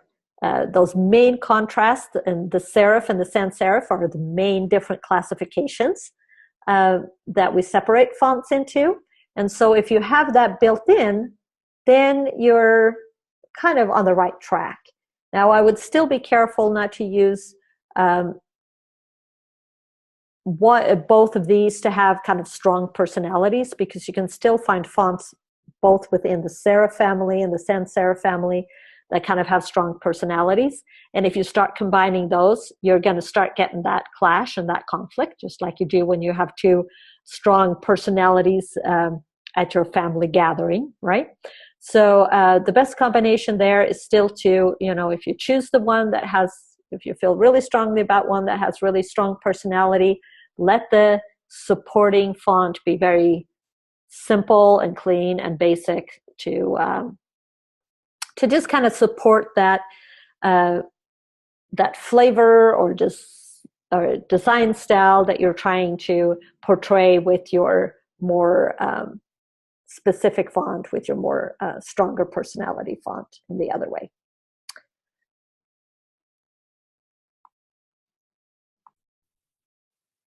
All right, let's move on to rule number 4. Rule number 4 says use upper and lowercase letters for optimum readability. Ascenders and descenders provide necessary visual clues to make text more readable. Text set entirely in uppercase letters for monotonous rectangular shapes.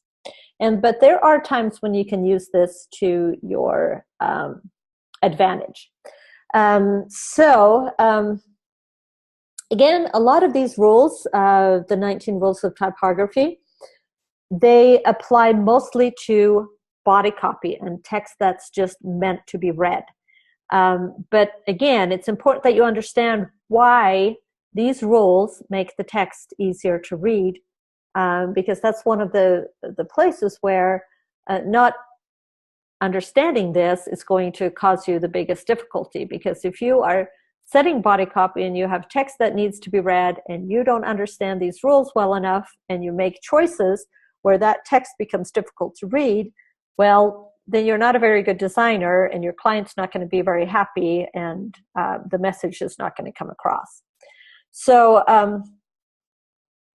there are instances, for example, where all caps are feasible, and we're going to take a look at some of those in a minute.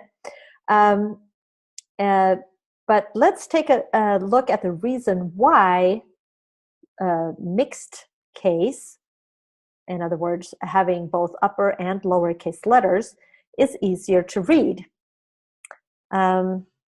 So we're going to go here, and we're going to take a little bit of a look at how we read. Here you can see some text that has been kind of sliced off, right? Here in these 3 top lines, we can only see part of the text. And in this top line, we have mixed case. So we have both upper and lower letters. The middle line has only capital letters, and then the second line is back to both upper and lowercase letters.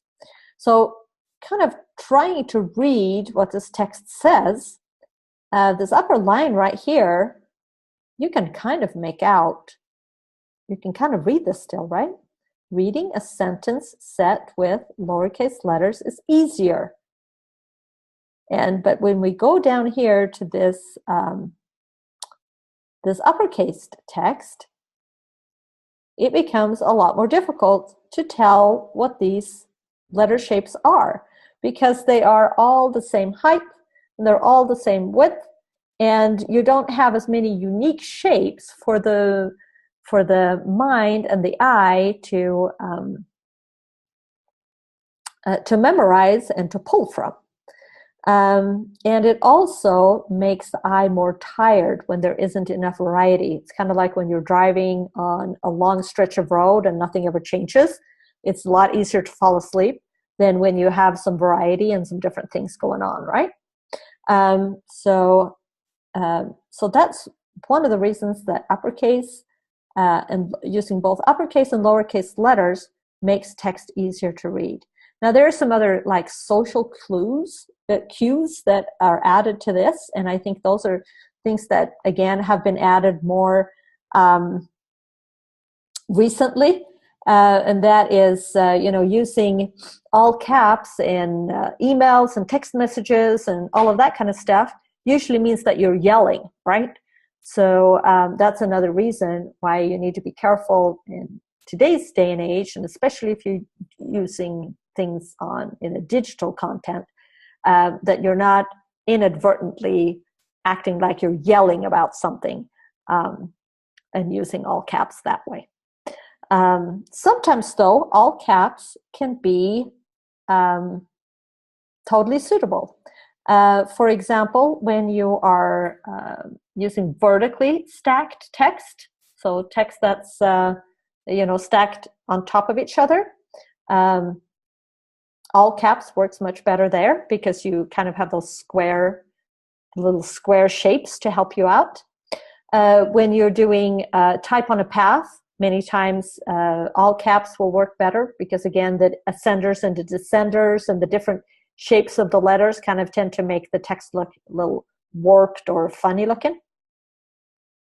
And anytime you need a rectangular shape, and that can be in packages or other kinds of designs, where just a nice little square rectangular shape that's even on top and on the bottom will fit in with your design much better. And the text is not necessarily there to be read, in paragraph after paragraph, but it's just, it could be in logo design or anything else where you have a short segment of text, but that little rectangular shape of it will really be helpful. Sometimes that could be like text that's set below, if you have a logo with a monogram and then you want to type out the full name of the company, then sometimes that's nice to be in all caps because then you don't have ascenders and descenders trying to line up or fit with a shape or something like that. And also, if you don't have a lot of text but you want it in a really formal setting, sometimes all caps will look more formal and will kind of add to that formality of something. When you are using all caps in those kind of instances, small caps can also be an option. We'll talk a little bit more about that next week. And so, they also have kind of a more formal look to them. So those are some instances when using all caps is all right. So you got to be thinking about all of these rules and understanding again why the rule is to not set body copy or text that needs to be read in all caps, but you use upper and lowercase letters for that. Why that is so and why it's helpful. And then when you understand that, you can also understand the times and the circumstances where using all caps is all right. Now, speaking of all caps, let's take a little look at InDesign and Illustrator and just a few quick ways to change things to all caps.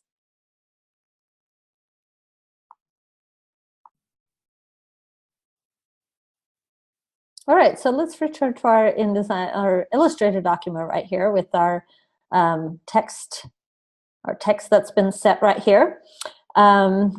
So if we say that we have this paragraph of text right here and we want to change that to all caps, you can just go under your type menu and under change case,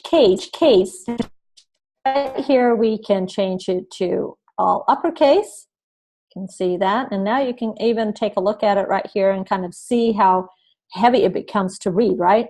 Difficult and monotonous it feels. But it also creates these really nice even boxes. So if that's something that you're looking for and that is more important to you than the ease and the legibility of the text, then you can make that decision.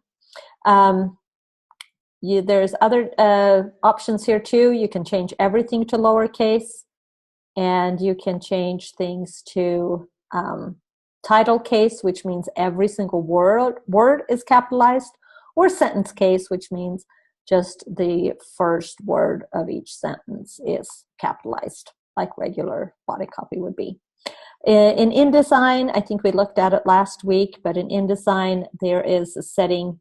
If you use your type tool, there's a setting right up here that you can change text to all caps. So you can highlight something like, for example, this subheading, click the all caps, and that will just change to all caps. And then if you change your mind again, you can just go in and unclick that, and it goes back to the sentence case. Now, or the title case in this instance. So what it goes back to here, you don't have all of those different options to choose from. It's either like all caps or whatever it is that you typed it in to begin with. All right.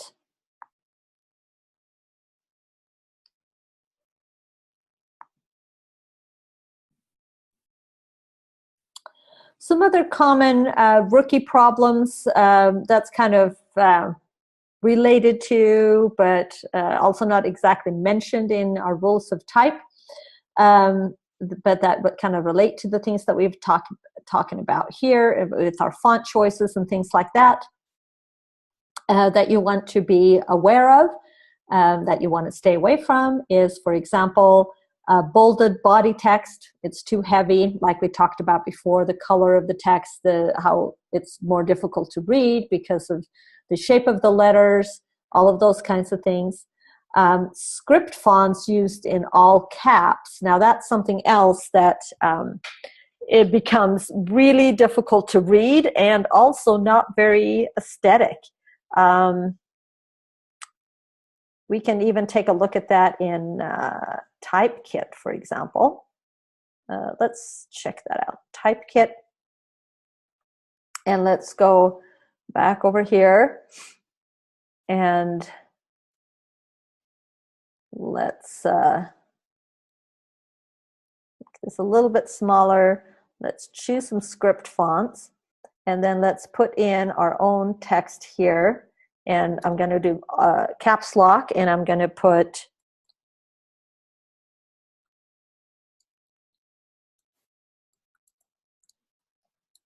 okay, so I'm going to just write out that script font in all caps. Okay, and you can see, and we're going to take it away from the paragraph here so we have some more options. And you can see how kind of difficult it is for these letters to relate to one another when you have script in all caps. Most script fonts are not designed to be in all caps. And you can see that by just kind of the shape of the letters and how they work together. They become extremely hard to read. Right here, you can't almost not read this at all. And this becomes script, for example, which is a pretty basic script font. If we take a look at that, you'll see that the letters are really designed to kind of work and move one to another and kind of connect with one another, right? You can enlarge this a little bit. You can see how it's been designed to look like an actual cursive or script handwriting. And so if you're using all caps, the capital letters are designed to move into a lowercase letter, not to move into another capital letter. And that's why, if we go back and look at it here, hopefully it saved it. Yeah, it did. You can see how strange this looks when you are trying to have several capital letters right by each other. So that's a misuse or an abuse of a font is to use script text in all caps. Vertically stacked text, that's something that's difficult, and again, we'll talk about that a little bit more later on, but also we mentioned it when we talked about caps, and that it usually works best for all caps. But when you stack text from top to bottom, then it becomes, again, more difficult to read, especially, you know, for us in this Western culture where we read from left to right. And that's the way that we've been trained to read. That's the way that our alphabet and our letters are structured to work. So vertically stacked text becomes difficult. You should avoid it unless you have a very specific purpose for it. And then you really have to think about your font choices and your letter choices and all of that kind of stuff. The other one here that's highlighted in blue is because I see that quite often from students and from inexperienced designers, is they put a stroke or outline body copy. And, you know, we'll probably talk more about this, different effects on text and things like that later on. But for right now, I'm just going to say, just don't ever do it. Body text is not suitable for adding a stroke. It makes it difficult to read. It changes the weight of the letters. And now, you know, we have talked for so long about how how the regular book or book style of the font is specifically designed to have a certain weight in relationship to the openings and the shapes of the letters so that it's easy to read. So you can understand that if you're adding a stroke to that, you're messing with that design, right? You're changing the way that that was intentionally designed to be easy to read. And you're adding that stroke to it, you're adding another element, you're usually adding color to things, and it just becomes muddled, bad to, hard to read, and basically non-functional.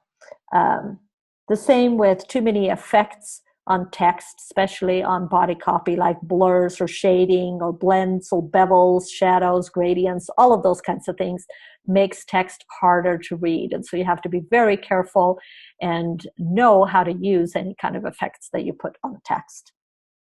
And we can just even see an example right here.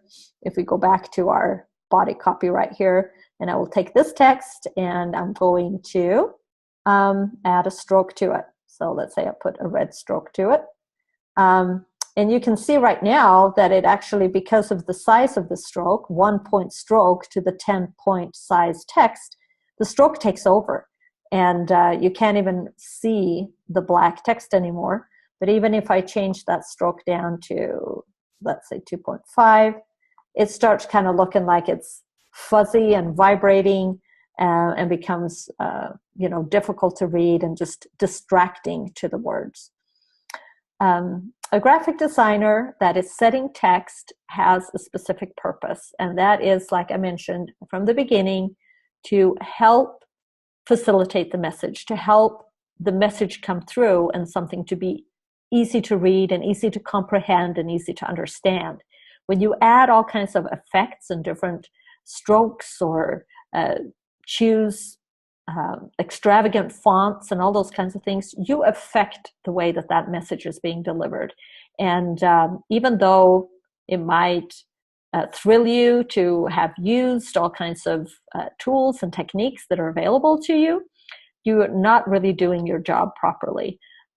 Many times a designer, and especially when you think about typography, is somebody who works behind the scenes and where your work is not noticed necessarily for what you do, but for what you don't do.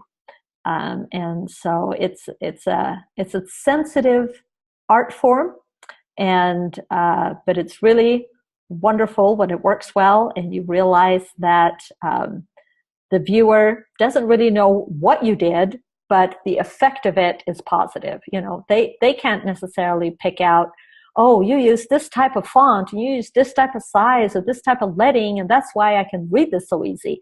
People don't know that, but they will look at a piece of text and they will say, oh, that's hard to read, or they will just read through it and get through it, no problem. So, you know, and that's your work. That's your work that lies behind that, how that person is experiencing the text that they're reading. And usually, if they don't feel anything, if they just breeze through it without any problem, then we've done our job. But if they notice something, that's when we haven't done our job. So, all right. So that is the fourth rule for this time. Next week, we're going to start talking a little bit more about hierarchy and how to create that hierarchy intentionally. We're going to talk about more rules that apply to setting body copy and different parts of a layout text. And we're going to talk more about those little professional details that makes us look good as designers, that are sometimes, again, not noticed maybe by our audience, but it's noticed if we don't do it right. And we're going to talk about monograms. And that is coming up next week. Until then, have fun in your class.